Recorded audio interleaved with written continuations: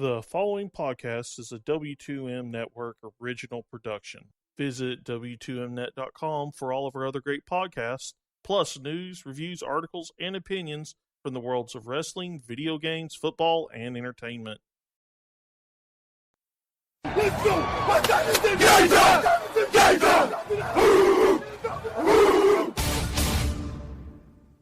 It's gonna be a football game tonight now. No doubt. It's gonna be a football game here. Okay. I done been here before. All right, let's go, baby. 9.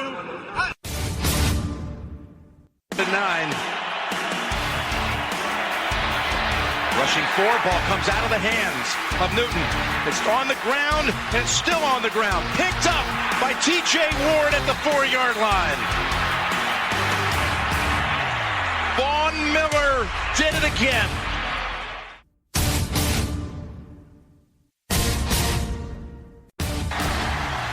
Alabama back on top of the college football world.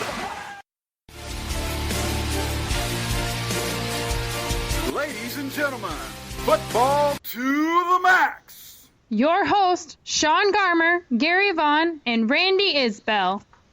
Hello and welcome to another Football to the Max, and this is our review of NFL Week 4. It's in the books, guys. We're still kind of tampering with the power rankings, but that'll be out there sometime on Tuesday. Of course, we'll give you our top 5 later on in the show, but between what's happened on this evening, again, I just feel like the NFL just keeps being this crapshoot. That every week we try to make predictions, and every week just crazy stuff keeps happening.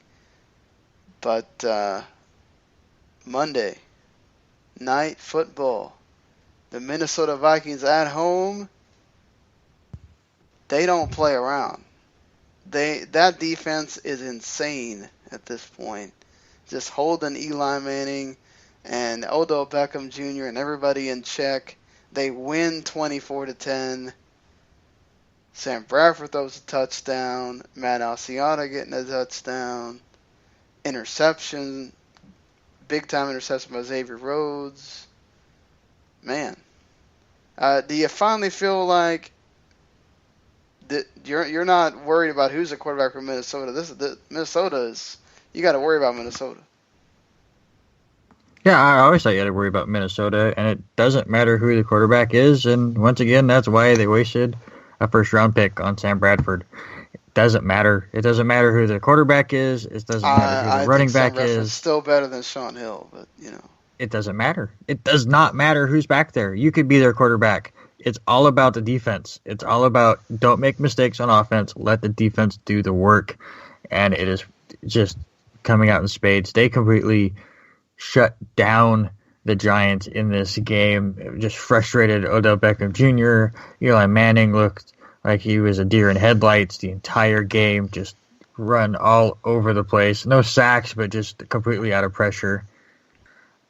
Just the defense is so good. Yeah, and I'm already imagining Viking fans have already started their musical, playlist and put them together, because I could just imagine a song coming out all about that D, Viking purple, something like that. Jesus. Because it is what. That's the song. I love it, though. I mean, this is fun to watch because this Vikings defense just wowed me. I did not expect this kind of play coming out of Minnesota this fast, this early. I thought, coming into the season, I thought they got a good defense. I didn't think they would have had a great defense, and I didn't think they were going to be, honestly, playing better defense than the Carolina Panthers. So props to them. They are proving that defense can win, and you don't really necessarily have to have the quarterback to be your featured player. I mean, it's between them and Super Bowl champions right now as to whose defense is better, honestly. And we talked about the Vikings. They just dismantled the Giants. I mean, there's really not a whole lot to say about this. It was defense that way, and not a whole lot coming the other way for the Giants on this. It's going to be interesting they've got the Eagles in a few weeks. If both teams can kind of stay undefeated, that should be a really fun game to watch. As far as will the offense be able to deal with that defense going forward? But yeah, Minnesota, a team to watch, especially if they're in the mix, certainly playoffs, and what they do in those playoffs with that defense the way it is. I just mentioned the Super Bowl champions. They continue to do what they do, and that's win. And it doesn't matter who they have at quarterback either, because Trevor Siemian got hurt, and Paxton Lynch came in, scored a touchdown. He looked pretty good. Do you think that at some point, let's say this lingers for Trevor Siemian, or later down the year, if things are okay and they lock things up, do you think we might see Paxton Lynch some more? I definitely think so. They want to see what they can get out of him, especially him coming into this game and looking good. They want to see what their investment's all about. And so I think down the line you will see more Paxton Lynch. And, definitely with this injury going on with Trevor Siemian, we don't know how long he's going to be out or even what the big prognosis here. So I think you will see Lynch. I don't know. I mean, other than maybe if Siemian's injury continues or he gets hurt again, I think this is still Siemian's job.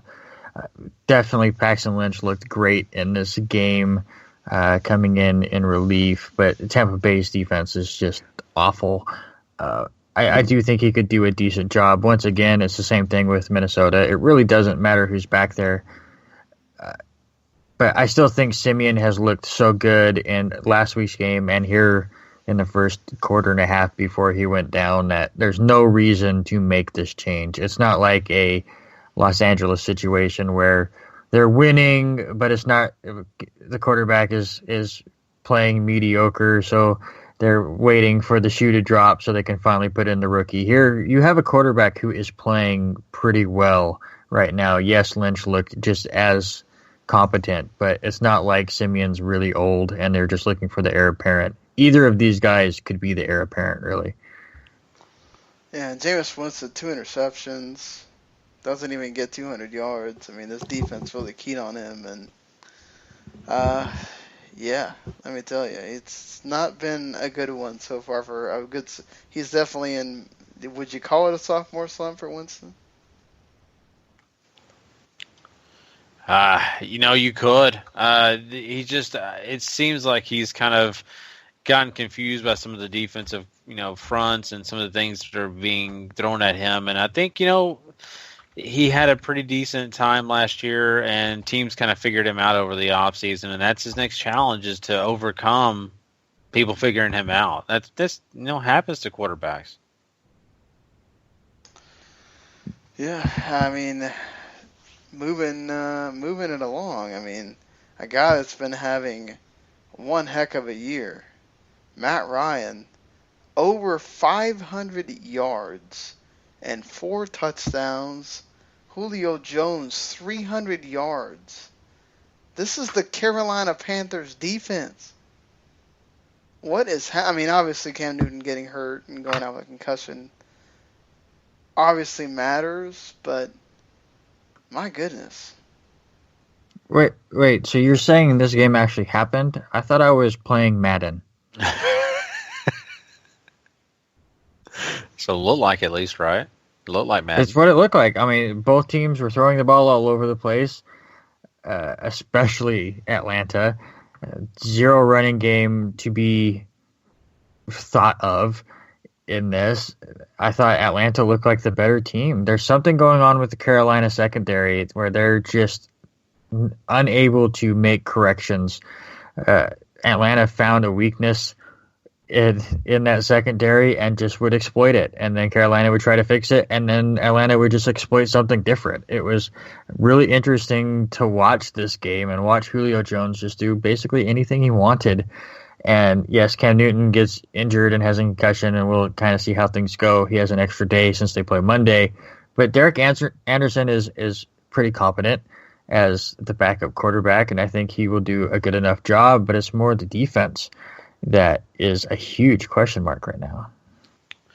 Yeah, do you think that Josh Norman not being in this defense has completely changed things for them? It obviously has. I mean, he joked about you get what you pay for, but you do get what you pay for. I mean, they drafted 3 cornerbacks trying to replace the guy. I mean, they obviously felt like, oh, they can go on without him because they can rush the quarterback and they got Luke Kuechly or whatever, but maybe he meant a lot more to this team than they thought. Mm-hmm. Yeah, I think so. I think you're right on that. I think that they are kind of missing that strength in the secondary, and the pass rush is missing it too now. Anything you want to say, Randy? No, just exactly what you guys are saying. There's something wrong, whether it's just missing pieces or they just overperformed last year. But there's something that they've got to be able to figure out soon. And that it's hit going that to Cam be a rough Newton season. that hit Cam Newton takes too. They don't even flag it, right? Just helmet to helmet, no flag. He's a runner. At that point, the issue. I don't think that the defender led with his head. It just, the helmets collided.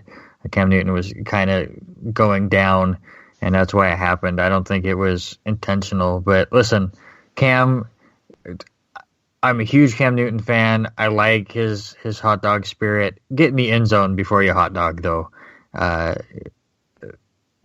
He basically deserved that hit. He didn't deserve the concussion, and I'm sad he got the concussion, but he deserved to get popped like that. Ouch. I mean, hey, your sexy team here, the Jacksonville Jaguars, finally got a win. They had to go to London to get it, but they got a win. Yeah, they need to just move to London. That's where they play well, is London. That's that T, I tell you. Yeah, that's a T. No, listen, we talked about this on the fantasy podcast, and I live on the West Coast, so this game started at 6:30 in the morning, which was rough for me because I didn't get off work till 3 in the morning, got a couple-hour nap, and watched this from opening kickoff. So Sunday was a long day. But basically, Jacksonville and Indianapolis decided to let everyone sleep in because this game didn't get interesting till the second half. They were okay, you guys get a couple extra sleeps. Okay, now everyone's starting to wake up. Now the game's going to begin. I liked how Blake Bortles looked. No interceptions, not too many mistakes. It helped that TJ Yeldon got things going against a weaker Colts defense. Chris Ivory still hasn't been able to do that much as he is coming back from injury. He was in there for the goal line basically as a decoy, and it worked out perfectly as Bortles was able to walk into the end zone on a bootleg.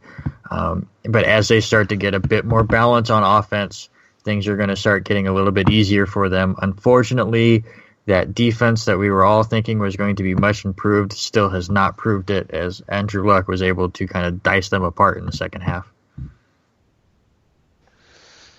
Yeah, and saying that, Andrew Luck has kind of stepped his game up a little bit and played a little bit better.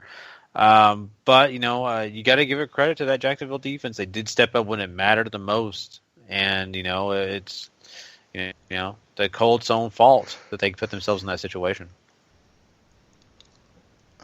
Yeah. I mean, it is the Colts' own fault. You really shouldn't have to score 21 points in the fourth quarter. You need to be doing more throughout the game in order to not have to do so much at the end. But, yeah, they keep losing them close. And that's a problem. And, when you don't have a defense, that's already an issue for the Colts. But they can't be asking Andrew Luck and everybody to do so much. It puts too much pressure on them. Speaking of doing a whole lot more than expected, the Buffalo Bills came in and blanked the Patriots in Foxborough. They did have what probably would have been a touchdown drive taken away due to a holding call on pretty much the first play of the game. And then after that, it seemed like Patriots just couldn't do anything. Gronk was nowhere to be found. Martellus Bennett still got over 100 yards, but LeSean McCoy looked good. Tyrod Taylor looked good in this one, and the Bills' defense just kept popping the Patriots anytime. Looked like they could get anything going. Do you give them a mulligan and say, we're at the end of the run with Tom Brady? Who cares? Or And this is beyond a mulligan. I mean, how many of us said that the Patriots are going to go 3-1 without Tom Brady, especially with 2 of those games without even Garoppolo? This was the Patriots team we thought we were going to see against Houston. We thought once Garoppolo went down that they weren't going to be able to do anything on offense, and that's what happened here. And once again, way to go, Rex Ryan. You somehow have done it. You fire an offensive coordinator to make your defense better. I don't understand it. It's amazing. It really is. But at the end of the day, I really was a little bit surprised. I feel like that New England would have played better. But here you go. I mean, New England actually for once is, looking human a little bit here, and they'll get that young kid Tom Brady back in there, and maybe he can, showcase his talents. We'll see what he can do. I don't know. I don't know, Church, if I can trust him. But all kidding aside, Tom Brady's coming back. I don't think this team has anything to worry about. This is just one of those. I'm not going to say a freak accident, but one of those. The Buffalo, you got one over the Patriots. You better think your lucky stars is probably the last one you're going to get in a long time. Yeah, that return game is going to be really interesting later. How angry is Bill Belichick going to be for that? The Washington Redskins are at home against the still winless Browns. Jordan Reed 2 touchdowns. Matt Jones gets in on the touchdown and gets over 100 yards. I didn't think Cody Kessler looked too bad, though. I mean, this is interesting with all these rookie quarterbacks looking pretty decent, out of the ones that are playing right now. But Redskins win and kind of bounce back after the first 2 losses to win the last 2. Yeah, and coming into this game, you kind of expected the Redskins to, be able to take care of Cleveland, and it kind of not surprised me, I guess, but in a way, it kind of took me aback that the Redskins kind of let the Cleveland Browns climb right back in this thing, and before you know it, they were tied up and they were at halftime, and it was up to the Redskins to finally pull it out in the fourth quarter. But that's what they did, and they won the game. That's what matters. But still, I'm a little surprised that Washington was going to let them hang around that much.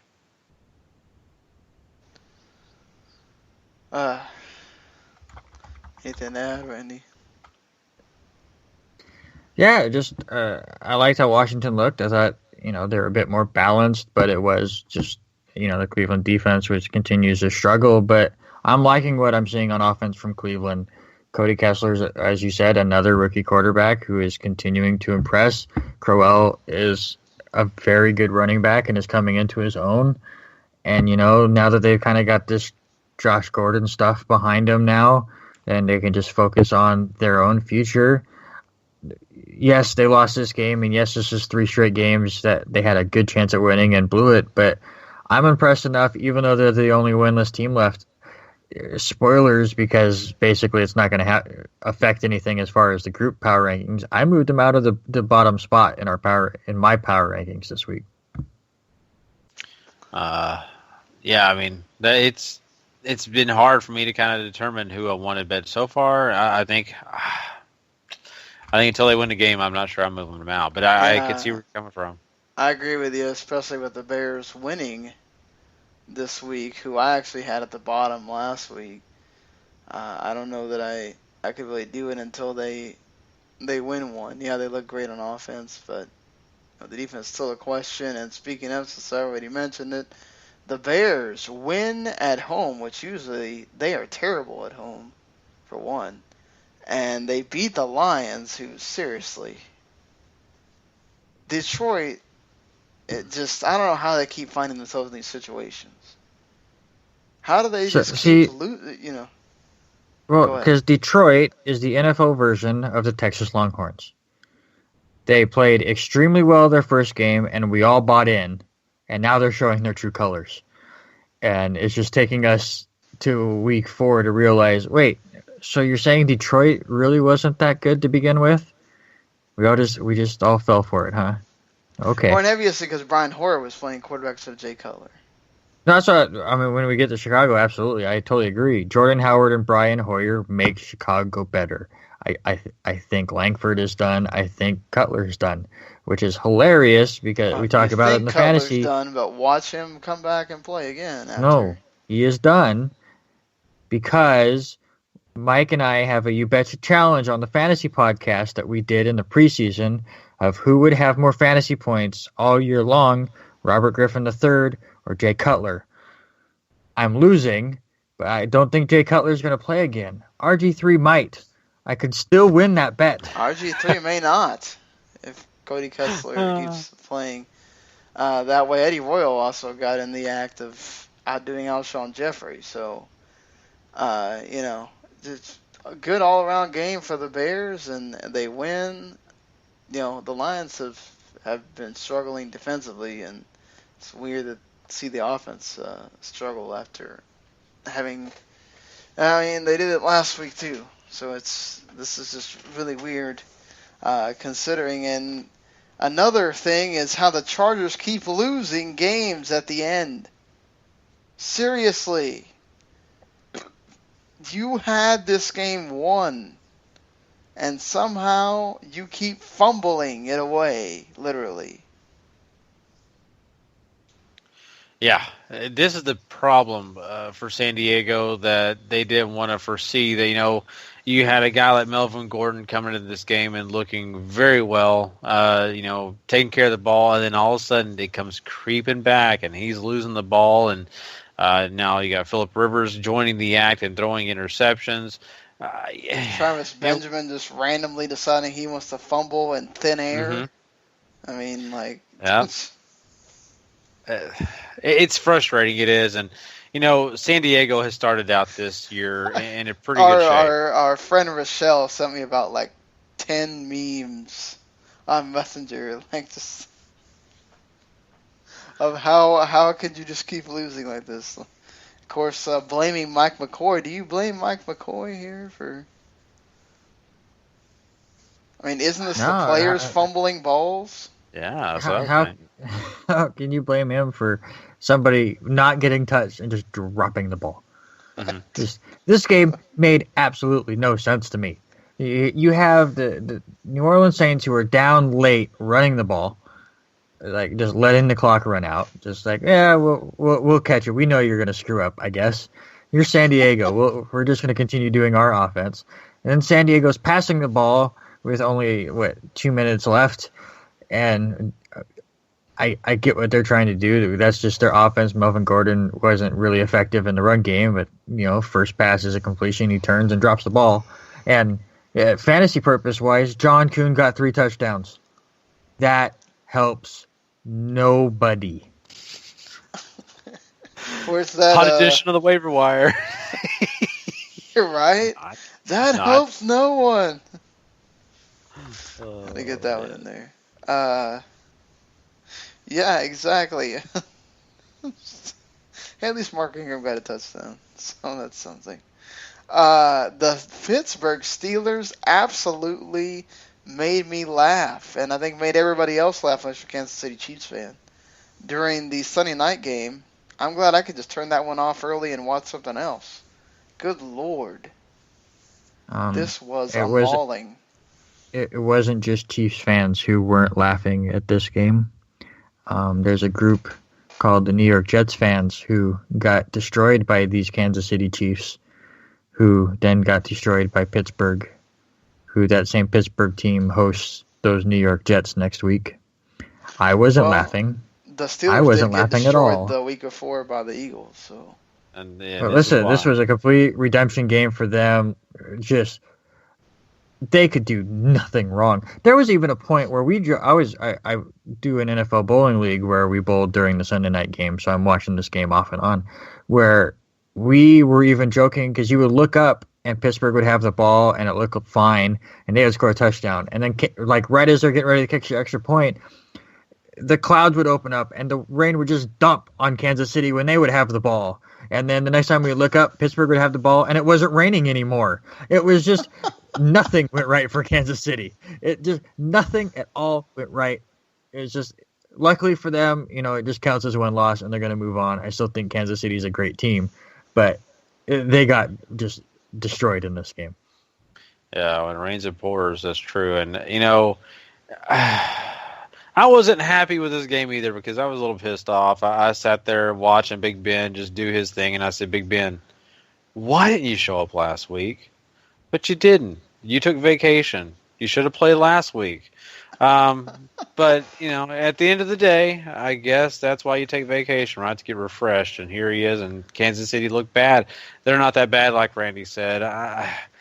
We'll see what happens. But, man, Pittsburgh, I think this is closer to the reality of what they are compared to what we got last week. Yeah, and then maybe some people are feeling that Baltimore got shocked a little bit to reality after they lose a close one, after they've been winning many of these close ones. To the Raiders after an incredible touchdown pass by Derek Carr to Michael Crabtree after it looked all but over. That's after an incredible 50-something yard run after the catch by Steve Smith Sr. That man may be older, but he has not lost it. He's still running for these big ones. And Terrence West, of all people, getting a touchdown as well. He might have effectively replaced Justin Forsett. And for now, the Raiders just win again, 3-1 and 3-0 on the road. Yeah, that's exactly where I was going to go. Oakland is so ready to go to Las Vegas because they're great when they're away from that awful Oakland Athletics outfield. It was an interesting game to watch.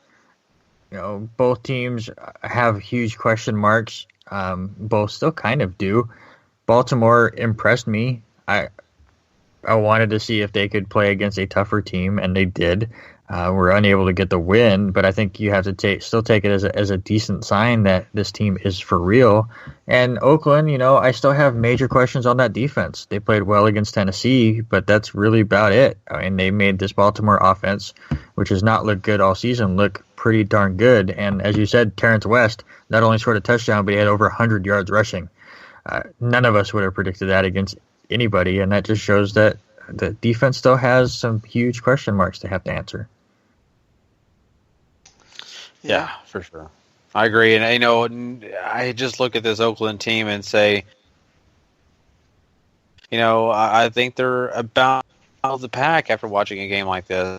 So they definitely did do a great job winning this against Baltimore, but, they should have games like this. And they did, but I have my fears for bigger, Carr better looks matchups. Great, though. I'll tell you that. Derek Carr looks really, really good.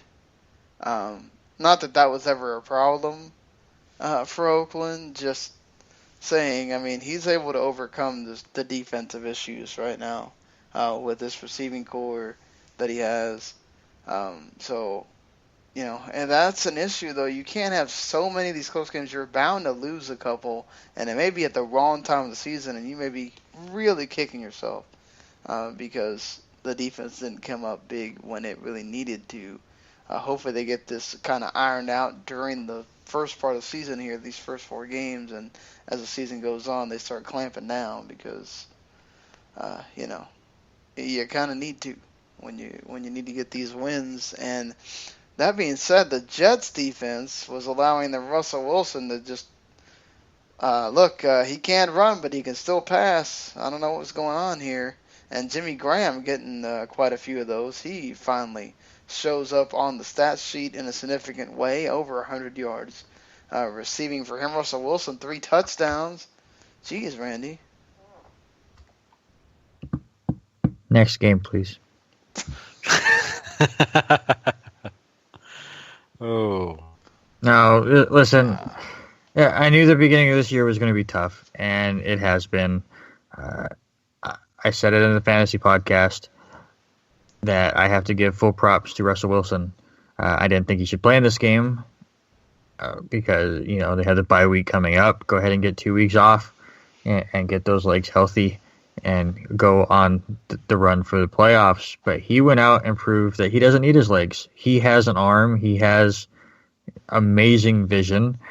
He is no longer, to me, known as a quarterback, a mobile quarterback. He's just a great quarterback that also is able to move. He completely sliced and diced this Jets secondary, which was supposed to be good and hasn't been all season long. But Russell Wilson just found everybody. Him and Jimmy Graham are starting to get a connection these last 2 games, which is very interesting to me to see if that continues. You have CJ Spiller coming in on the team for a day, and he scores a touchdown. So let's see what happens after the bye week and how they can add him to the mix a bit more. Seattle's scary as they get going because think about it. They don't have Thomas Rawls. He's out for another month or so. They didn't have Tyler Lockett, missing some of the deep pass stuff. Russell Wilson is playing on 2 bad legs, and they're still just crushing teams and making themselves look good. I thought this was going to be a slightly down year for them. I thought it was just going to be a wild card, but with Arizona having their issues, Seattle's just going to run away with it. And as far as the Jets go, you're just going to see more of the same from this. They go to Pittsburgh and to Arizona. I still say that the calling of Fitzpatrick's head is ridiculous. Look at the schedule. It's not his fault. Once again, he does throw 3 interceptions. 2 of them came when the game was basically over. Play quarterback, Geno Smith? Honestly, I think it would be Bryce Petty over Geno Smith. But at that point, yeah, and that's the whole point. I think if this continues and they lose the next 2 games and say they lose a couple more after that and now they're out, then go ahead. But Ryan Fitzpatrick is the best you got by far. Again, 2 of the 3 interceptions came when the game did not matter at all. It was completely over at that point, so it just added to his stats. He also didn't have Decker here, and they might not have Decker for the rest of the season with that shoulder injury. So things are looking bleak for my team, and I'm disappointed because I really thought they had a chance at the wild card. Yeah, that really sucks. Yeah, it hurts for me because I have Decker in a bunch of leagues. So, ugh. Yeah, it's a shame. I really felt like this Jets team was going to come out and just, handle business. They just have not been able to do that just so far. Yeah, I mean, they got, Brandon Marshall's hurt too. So, it's not good right now for the Jets. I mean, they just got everybody banged up at the wrong time. And, there's only so much Matt Forte and Fitzpatrick and that defense can do, But that being said, I'm going to take a page out of the college playbook here and not so fast on the Seattle just running away with this thing because the Los Angeles Rams keep winning. Just win, baby. And they do it. They beat the Cardinals. Yeah, Palmer gets concussed, and perhaps if he didn't, they win. But, hey, your boy, Gary. I know, Case Keenum. Yeah, I mean, you might as well call him Mr. W, right? Because he keeps winning. I'm kidding. No, I mean, he's game managing. He's doing what he needs to do, and he's passing for touchdowns and doing his part. And the rest of this, team is contributing majorly. And you got to give credit to that Rams defense, who's really helping pressure the quarterback and doing whatever it takes to, help their team get those victories. So, yeah, I mean, I was really impressed with that, and it's kind of odd to see this happen, especially against an Arizona team prior to this season we had going far, and now you're just in question. You don't know what's going to happen, especially if Palmer is out for an extended period of time. How the hell does Drew Stanton still have a job? Every time that guy plays, he's terrible. I don't understand how he is your backup quarterback. They should have figured that out after last season, after the last couple seasons. You needed to have somebody there behind Palmer that was actually worth something. I don't even know if Palmer's worth anything right now. There's something going on with this Arizona offense that I just cannot put my finger on. They're just completely out of sync. They play Thursday, most likely without Palmer as he goes through the concussion stuff.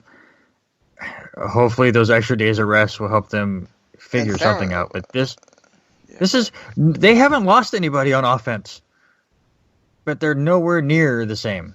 I mean, John Brown got over 140 yards and passing yards. I mean, maybe they're not running enough. I don't know, but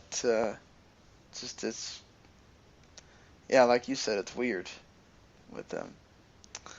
And watch, Navy against the 49ers, they'll play well because they kind of had these games sometimes where they play poorly and then the next game they play really well. We should know that this is a divisional opponent, and last year in Arizona they did the same thing. The Rams came in and made the Cardinals look really bad, and then Arizona went on the big run that they went on. So it might just be something where Los Angeles just kind of has their number. And that was with defenders that they didn't lose to other teams yet. So I don't know. I don't want to keep giving Arizona the benefit of the doubt or whatever, but it is something to think about that perhaps the Rams just kind of know Arizona really well as well. Mm-hmm. And that being said, Arizona might have caught a break because, unfortunately, and this really sucks for San Francisco because they basically just lost the heart of their defense. NaVorro Bowman, torn Achilles. He is done for the season in this game against the Cowboys. And you could really tell because all of a sudden Ezekiel Elliott just started running it right up the gut on the 49ers as soon as NaVorro Bowman was out. And perhaps the Cardinals can take a page out of that book because Ezekiel Elliott almost gets 140 yards rushing. He gets that touchdown. Dak Prescott looks good in this game again. He did throw the ball a little bit too high a few times, which is a bit concerning that when he gets pressured, his location isn't as good. But the defense kind of clamped down in the second half. Mo Claiborne looked amazing. But, yeah, I mean... Yeah, I mean, this game came down to the fact that, the 49ers started out hot, started playing pretty well, getting up 14-0 after the first quarter. But the problem is even with Bowman, they allowed the Cowboys to climb back in it. Some people will question a roughing the passer call. I've heard people kind of question that. And some other situations like as in the punter for the 49ers. Yeah, it was. But, I mean, it's a 50-50 kind of thing. People either hate it or they agree with it. So, there's a bunch of factors that come into this game, and really what it boils down to me is, the Cowboys were still effective running the ball. Of course, it definitely helps when the 49ers lose one of their best defenders later on in the game. It's going to give them an even bigger boost. But really, for me, it still kind of goes back to Dak Prescott and his ability to overcome some of the adversity. The 49ers were throwing all sorts of different disguises and all sorts of different looks on defense to really throw him off his game, and he still stayed patient, was able to get through the game. But I'm also not one of those guys ready to anoint this guy as the next, star quarterback of the Dallas Cowboys. I think you got to keep your head on right and think about the fact that he's only faced certain opponents, and those certain opponents aren't exactly the best defensive teams. You'll know more when he's playing the teams he's playing next, Cincinnati and Green Bay. And the Eagles. So yeah, and the Eagles. But I always consider those divisional games a wash because, but that is a killer defense that you're playing. So yeah, you play the Giants defense too, who I still consider a good defense. So it's going to be interesting. These next three games are going to be really, really interesting. Because the Bengals are obviously, it's at home, but the Bengals are not a team you want to mess with, and neither the Packers, and the Eagles have shown that, maybe they're not rebuilding quite yet, but Man, if Dak keeps looking good past these 3 games, you have to wonder if you're the Cowboys. Do you have to wonder if you're the Cowboys at all? About, geez, what do we do here? They keep winning. What do you do with Romo? Randy, I'm really curious what you have to think about that, because it's kind of hard for me and Sean, being guys who follow this team really closely. But on the outside looking in, what do you think about that situation? Dallas still confuses me, as does the whole league, which my picks completely reiterate the fact that this year has me so stunned and lost. And unless you're one Patrick Ketsa who keeps nailing everything. He is ridiculous. He's like in the top 300 of all of ESPN. That dude, main props. He needs to take my spot because I'm under 500. But Dallas is one of those teams, I think, in the preseason I said around 500. I could still see them probably finishing around that, but they also could be better. I thought Elliott would struggle a bit more than he did. I didn't buy into the hype. I should have. Him and that offensive line just work perfectly together. And even though I'm still not 100% sold that Dak Prescott is the guy, and people that keep going, oh, if you bench him for Tony Romo, you're stupid. I wouldn't go that far. I still think it should be Tony Romo's job. But listen, Dak Prescott doesn't make mistakes at all, doesn't throw any interceptions. And when you go from a guy like Tony Romo that has a history of making bad decisions, in crucial moments, to go from him to Dak Prescott, who still hasn't thrown an interception, it's tough to blame him. But as you guys said, the schedule does get interesting for Dallas, and this is where they prove whether they're real or not.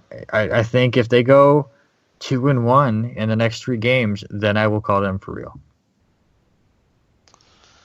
Yeah, this part of the season, and then not to mention once you get past the Browns, after that the schedule gets really interesting again. So, I remember people saying the Cowboys had some kind of the 3rd easiest schedule in the league. I don't see that here, but maybe just. I think some of these teams are better than people thought they were going to be preseason wise. So it really is going to be one of these fun things to watch coming in these next 3 and then next 7 really. But yeah, I think we talked about all the games here as far as the ones that have already happened. The Thursday night game, as Randy mentioned, is San Francisco against the Arizona Cardinals. They do have a secondary you have to watch out for, do the 49ers.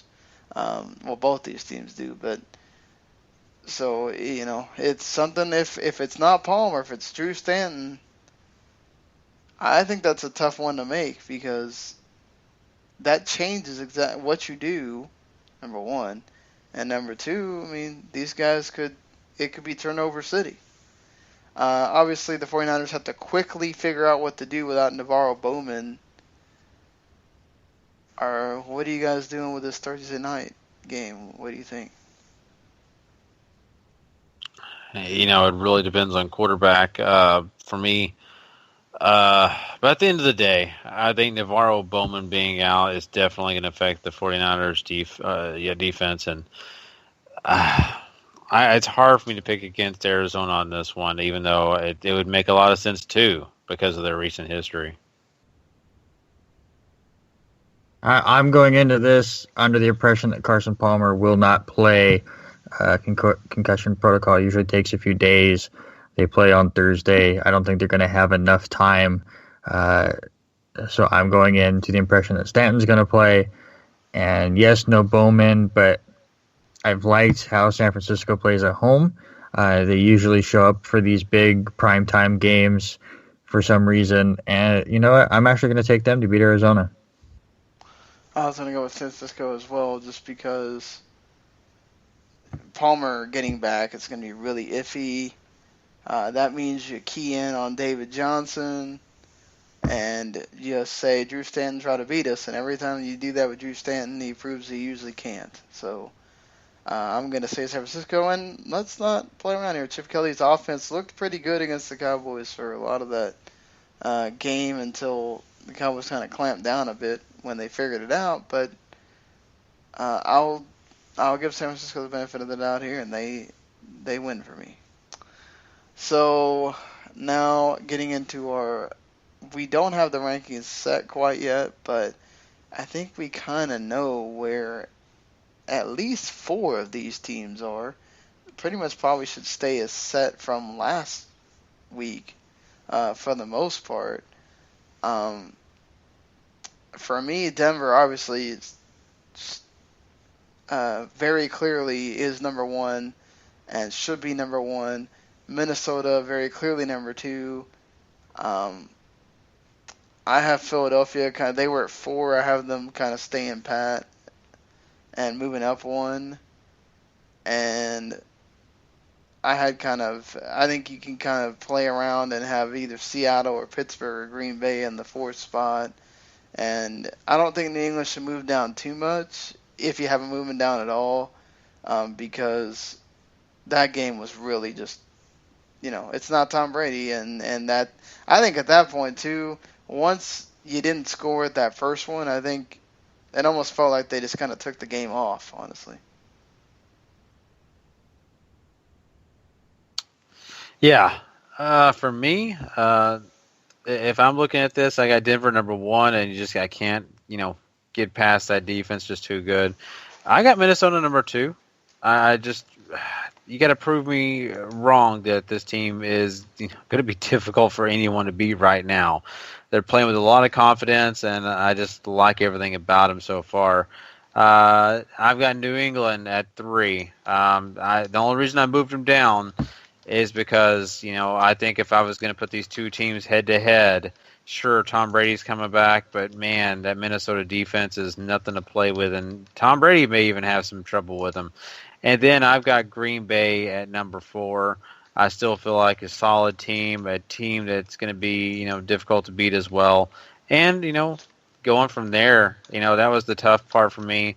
But I had to go with Philadelphia here and take Philadelphia as my number 5. And my top 3 are the same as Gary. I have Denver 1, Minnesota 2, New England 3, dropped them just a little bit just for the loss. And I think Minnesota and Denver have the better defenses. Tom Brady coming back, obviously, is going to be huge for New England, and we'll see how that goes. I actually have Seattle at number 4. I just think that, it took them a couple games to get that offense going. And, it cost them a game against the Rams. And we all kind of had a lot of question marks. They have been bouncing back in huge ways. They go into the bye week to get healthy, and I just think that they're going to just start going on a huge roll. And I have Pittsburgh 5. To be able to bounce back like they did after the blowout against Philadelphia, to go in and just destroy Kansas City. I had to move them up ahead of Green Bay and Philadelphia, who obviously did nothing wrong. They were on a bye week. But just giving Pittsburgh the credit they deserved after just destruction. Yeah. Yep, and what about player of the week? For me right now, there's some great candidates out there. I'm going to go Julio Jones for me. I don't think you can go wrong with Julio Jones at all. Break a team record, 300 receiving yards. Just ridiculous. Well, Julio Jones will win on the 2-1, but Matt Ryan, 500 yards. That doesn't happen very often. Yeah, well, think about it. Big Ben could have had 600 yards if they had to play the second half. Well, true.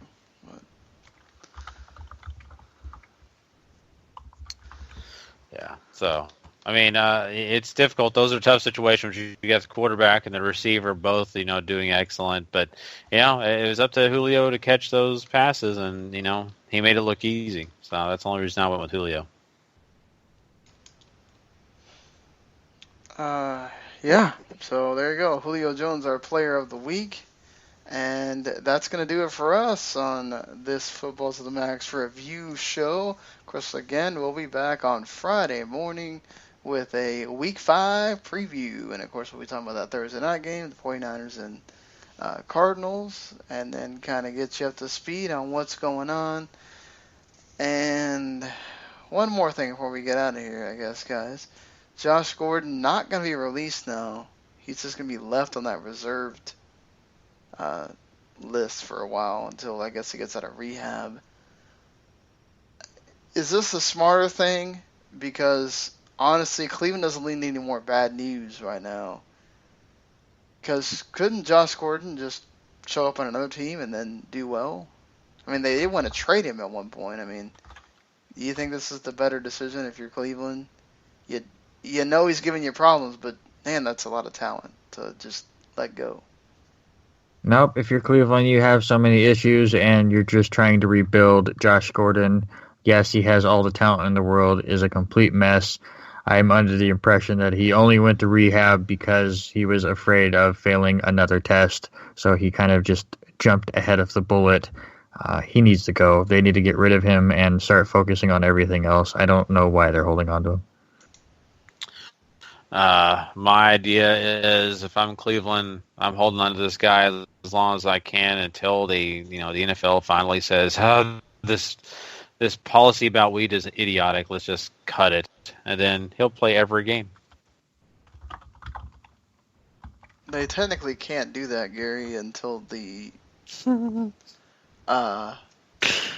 country. The United States of America. Yes. Which, I don't care who wins. Perhaps they November. can make it to where you get like perhaps they do it like WWE policy, where you get fined and not suspended. There you go. He'd pay as much money as he needed to. But yeah, there you go. I think in seriousness, you just hold on to the player. It's why give him up and let someone else get him. Is there a team that you're really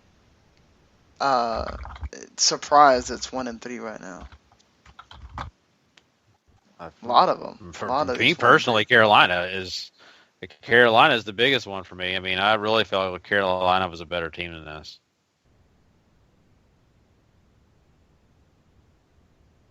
Yeah, I think Carolina. For me, it's either Carolina or Arizona. Like, these are teams that are supposed to be Super Bowl contenders, that are both sitting at 1-3 right now. Both of them have quarterback problems, where they may not be available for the next game too. But just, it's crazy to me how much some of these teams are just sitting there with these records, and they really shouldn't be. No, my surprise was the Chicago Bears. I didn't think they would have a win. I like that, Randy. I do, because I kind of agree with that. I didn't think of that. Good thinking.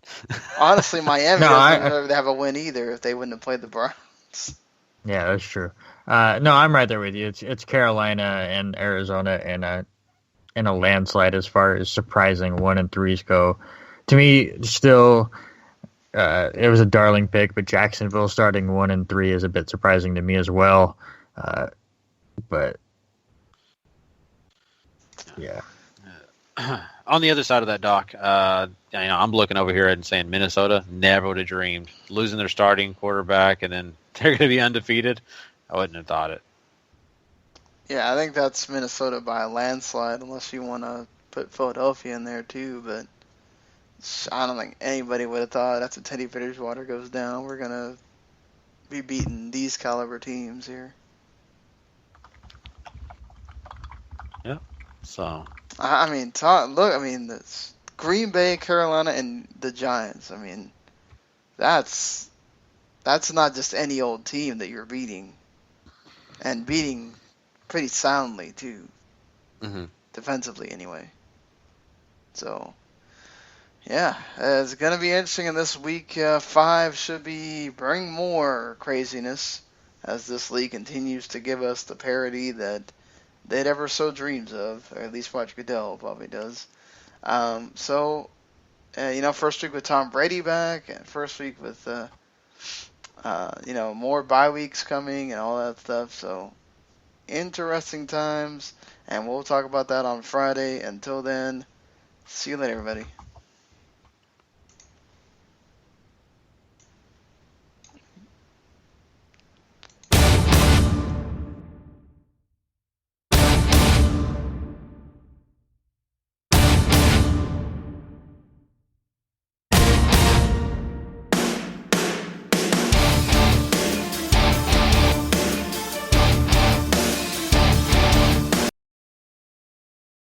The following podcast is a W2M Network original production. Visit W2Mnet.com for all of our other great podcasts, plus news, reviews, articles, and opinions from the worlds of wrestling, video games, football, and entertainment.